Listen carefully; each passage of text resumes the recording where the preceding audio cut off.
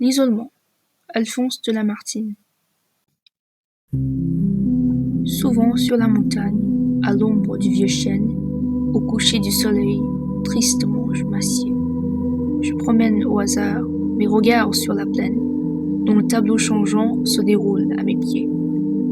Ici ronde le fleuve aux vagues écumantes, il serpente et s'enfonce en un lointain obscur. Là, le lac immobile étend ses eaux dormantes, où l'étoile du soir se lève dans l'azur. Au sommet de ces monts, couronnés de bois sombres, le crépuscule encore jette un dernier rayon, et le char vaporeux de la reine des ombres monte et blanchit déjà les bords de l'horizon. Cependant, s'élançant de la flèche gothique, un son religieux se répand dans les airs. Le voyageur s'arrête et la cloche rustique au dernier bruit du jour mêle de saints concerts. Mais à ces doux tableaux, mon âme indifférente n'éprouve devant eux ni charme ni transport. Je contemple la terre ainsi qu'une ombre errante. Le soleil des vivants n'échauffe plus les morts. De colline en colline, en vain portant ma vue, du sud à l'Aquilon, de l'horreur au couchant.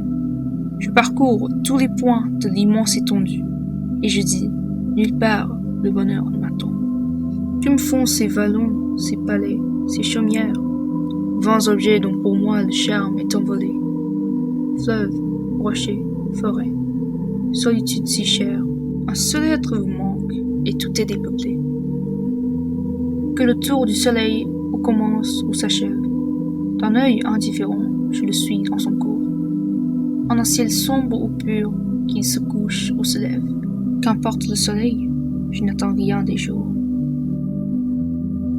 Quand je pourrais le suivre en sa vaste carrière, mes yeux verraient partout le vide et les déserts. Je ne désire rien de tout ce qui éclaire, je ne demande rien à l'immense univers. Mais peut-être au-delà des bornes de sa sphère, lieu où le vrai soleil éclaire d'autres cieux, si je pouvais laisser ma dépouille à la terre, ce que j'ai tant rêvé paraîtrait à mes yeux. Là, je m'enivrerai à la source où j'aspire. Là, je retrouverai et l'espoir et l'amour, et ce bien idéal que toute âme désire, qui n'a pas de nom au terrestre séjour. Que ne puis-je porter sur le char de l'horreur, vague objet de mes vœux, m'élancer jusqu'à toi? Sur la terre d'exil, pourquoi restais-je encore? Il n'est rien de commun entre la terre et moi. Quand la feuille des bois tombe dans la prairie, le vent du soir s'élève et l'arrache au vallon, et moi je suis semblable à la feuille flétrie.